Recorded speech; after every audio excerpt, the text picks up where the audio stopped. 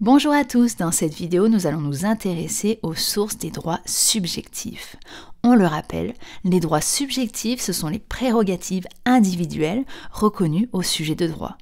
Dans cette vidéo nous allons donc nous intéresser aux actes juridiques et aux faits juridiques.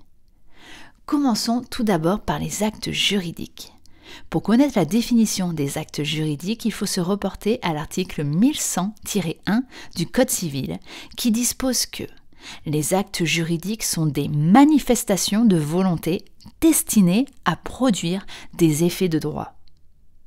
Ils peuvent être conventionnels ou unilatéraux. Ils obéissent, en tant que de raison, pour leur validité et leurs effets, aux règles qui gouvernent les contrats.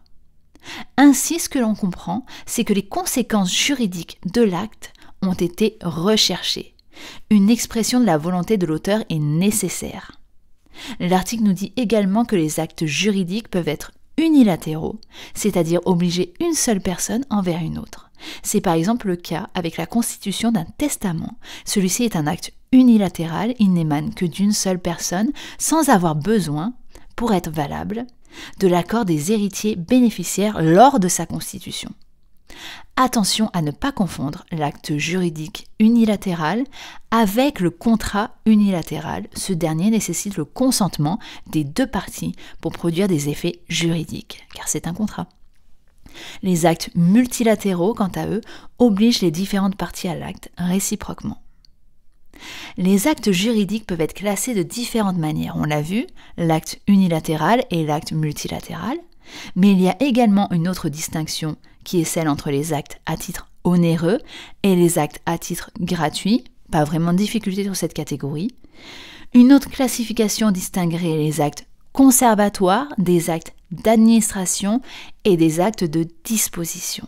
Celle-ci est assez importante car vous la retrouverez tout au long de vos études en commençant par les majeurs protégés en première année. Les actes sont classés en fonction de leur gravité. Ainsi, les actes conservatoires sont des actes urgents et nécessaires pour sauvegarder un droit. Les actes d'administration, eux, correspondent à la gestion courante du patrimoine. Ils ne mettent pas en danger le patrimoine.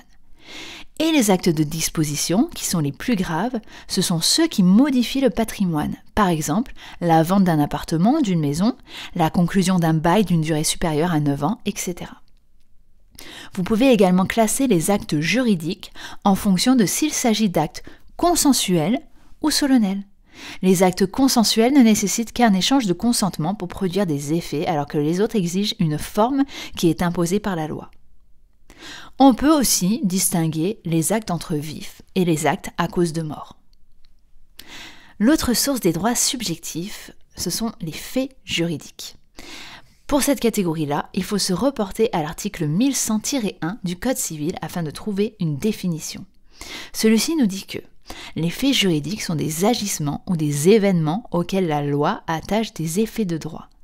Ainsi, le fait juridique est un événement qui produit des effets de droit, des conséquences juridiques qui n'ont pas été recherchées par quiconque. On distingue ainsi aussi les faits juridiques volontaires des faits juridiques involontaires. Pour les faits juridiques involontaires, rien n'a été voulu, ni l'événement, ni ses conséquences.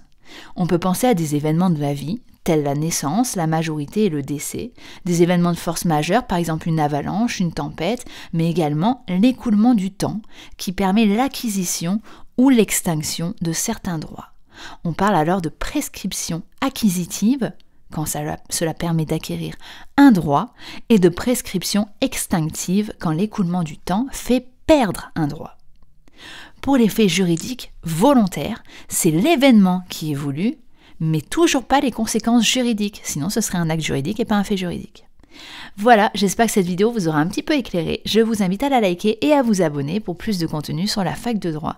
Je vous souhaite une bonne journée et de bons partiels.